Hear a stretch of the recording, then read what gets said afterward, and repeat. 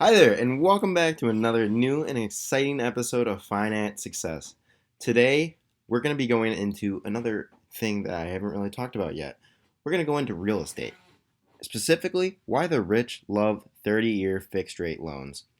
Now, the reason I'm making this video is because I was trying to explain this to one of my friends we were discussing whether this person should have done a down payment on their house versus not. And I told him the best thing you could do in real estate is a 30-year fixed rate loan. So today I'm going to be going over why the rich love the 30-year fixed rate loan. All right. So today we're just going to say you inherited $100,000 and you want to put it into real estate. So we're going to discuss the reasons why you should most likely want to put it in a 30-year fixed rate loan. This isn't always the case, but more than likely, this is probably the best bet for your money. So now, let's see, exit out of this. So real time, I found us our own loans for $100,000, and you inherited $100,000, but we're gonna buy a house that's $100,000 with a loan and without a loan. So the rule of thumb normally is to put 20% down payment, which means that a lump sum of cash that covers 20% of the asset's value, which in this case would be $20,000. Since I don't want you guys knowing my real zip code at home, I'm doing my zip code at my college. So this is from Bank of America, so it's not some shady website. This is a legit website, a real loan that you could get. And a 30-year fixed rate loan we could get for 3.436%. And this is what I'm going to be using in my examples. Now, the national average, according to NerdWallet, which is a trustworthy site, is 3.2%. Now, that could also be because it's rate and not APR. APR is different calculation, but in this example, we're just going to keep going on it. So this is a reasonable assumption to say that we got a loan for 3.46%. And it seems that the more money you have, the higher, because it was kind of hard for me to find a loan on this particular website, Bankrat. They find you loans from real places. Some of them are pretty high. Remember, it depends upon your credit. So the better your credit score, the better. And this is why it's important to start early. Right now, I'll show you mine. I have excellent credit, and I'm only 20 years old. So if I could get excellent credit at 20 years old, so can any of you. All you got to do is just be responsible with it. Pay off your credit card bills on time. That's the number one, and establish a long credit history. This will ensure you that you get the cheapest loan rate possible. And this could be the difference of thousands to tens of thousands to even millions in the future. So it's important to start early. It took me 2 years to get this going. I have never missed a payment, and I'm proud to say that. So that is imperative. Now, you might be thinking to yourself, why would I want to get a loan if that's just extra money I have to pay? And that's what I'm going to be going over. So first, let me just start off by talking about the initial price. So we bought a home for $100,000. One of them we used a 20% down payment and got a mortgage. The other one we paid full out. So the rent for the month, assuming that we get good tenants, we're going to assume starting off is $1,000 or $12,000 per year. The way I got that is I looked at the averages. It seems that a fair value would be landlords typically charge 0.8 to 1.1% of the home's value per month. So in my estimation, we're just going to be doing 1%. And we're assuming that we're getting the house at fair market value. It's not undervalued and it's not above value. So going back to our example, we're going to go over here. Now, when doing any sort of investment, the number one thing you want to look for is ROI, or return on investment. And it is imperative to get this ROI as high as possible. So in our example, we're just going to go through it and we're going to do it. Um, we're getting $12,000 per month or per year. So the ROI, which is you make $12,000 profit and you still hold the home's value, so you do $12,000 divided by 100,000 for the initial price, assuming we had no mortgage and we paid out in full. That would be a 12% ROI, which means that it would take roughly 8.33 years to recuperate our costs and to be completely profitable from there on out. Now, another thing is here's with our mortgage.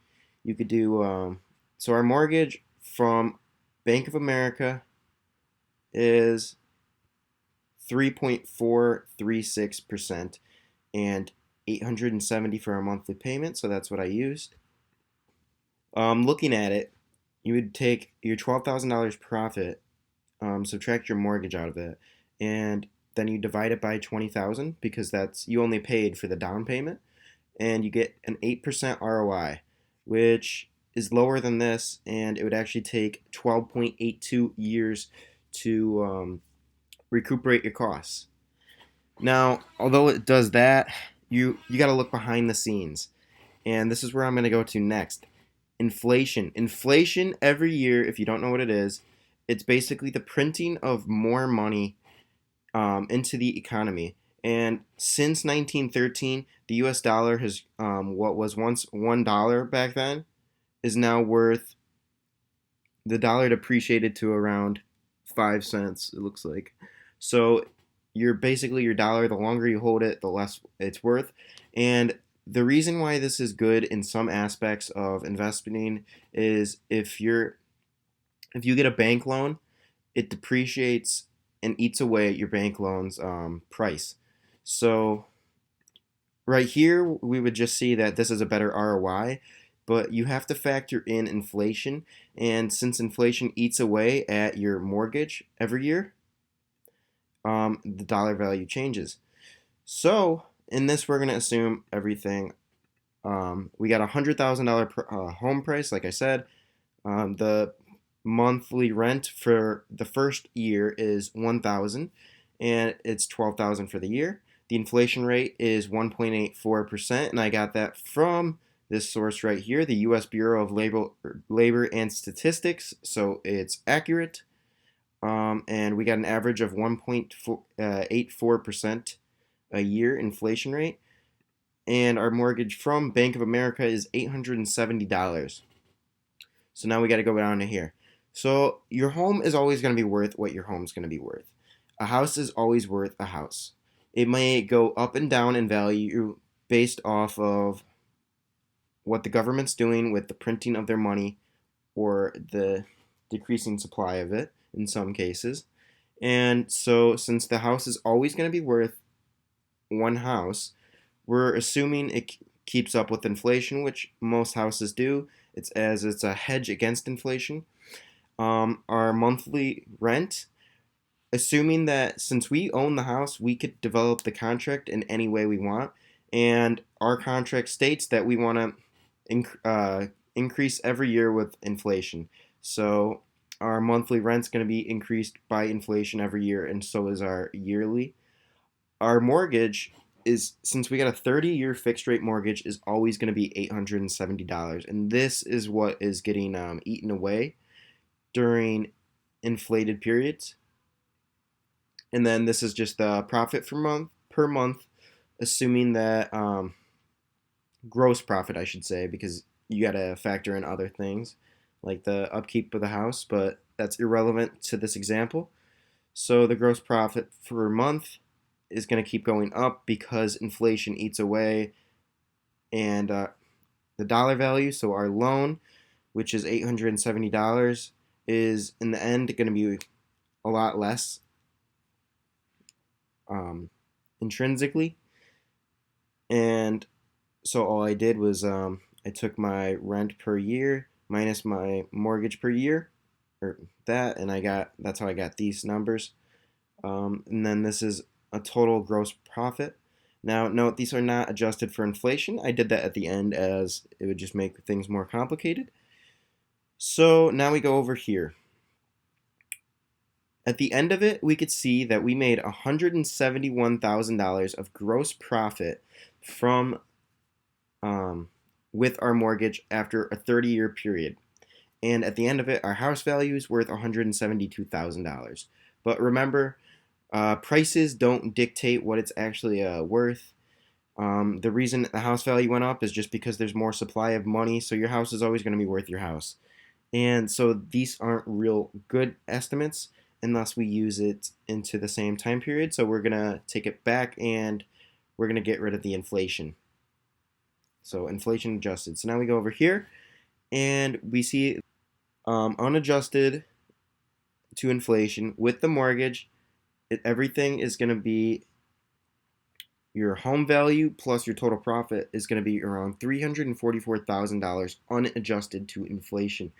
Now, with a mortgage, or without a mortgage, I should say, it's going to be actually 687. And you take that number by taking the home value at the end and adding all the sum of rent, which remember the rent per month goes up every time. So that's how I got this number. Now, adjusted to inflation, it amounts to, with a mortgage of $267,000 versus $520,000 roughly. And this is what our total asset value is worth at the end of it. Now, so a normal person would look at this and they'd say, well, without the mortgage is the clear winner because it has more money at the end. But I'm going to tell you why this is wrong. You forgot we only put down 20% for this. So we're actually going to multiply this by 5 because theoretically we could have done the same for 5 different houses. And so our actual value is closer to 1.3 million. So this is why I feel that the 30-year fixed rate loan is a great loan, and that's the loan you should take. You should always try to get loans because every year the government prints more money and your loan value decreases. So basically at the end they're basically just giving you free money kind of in a way. And the reason for this is the banks get their money they could get money from the government at the interest rate, and right now the interest rate is near zero. So the banks are getting free money and they just want anything. They just want any type of return on the cash because the cash is just going to keep decreasing in value. So they're just trying to get rid of as much cash as they can and hopefully get some return on their investments. And that's why you could get really low rates. And especially if you have good credit score like I do. And some of these billionaires right now are getting absurd rates. Mark Zuckerberg is getting a 30-year adjustable mortgage, which keeps up with, I think, the interest rate. Correct me if I'm wrong. But it keeps up with the interest rate that the bank sets, the federal bank sets. And his loan started off at 1.05%. So if inflation's 2% a year, every year that he has this loan, it's cheaper. Like, it's crazy. These people get away with so much.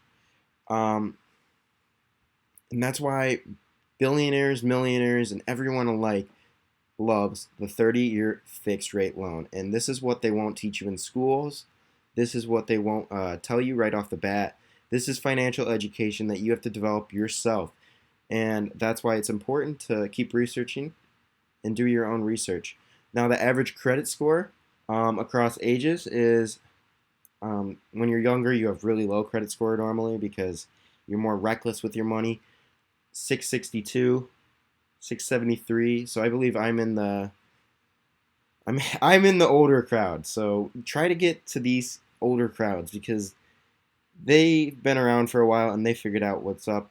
And where I got this information from is Experian. They're the people that actually make your credit score. Experian and crap, what's the last one? I almost invested in the company myself. I should know the name. But anyways, these two companies, they're the reason that your credit score exists. They create it. So this is the average according to them. So just keep that in mind. And thank you for watching my video. I hope you learned a lot. Hi there. Thank you for watching to the end.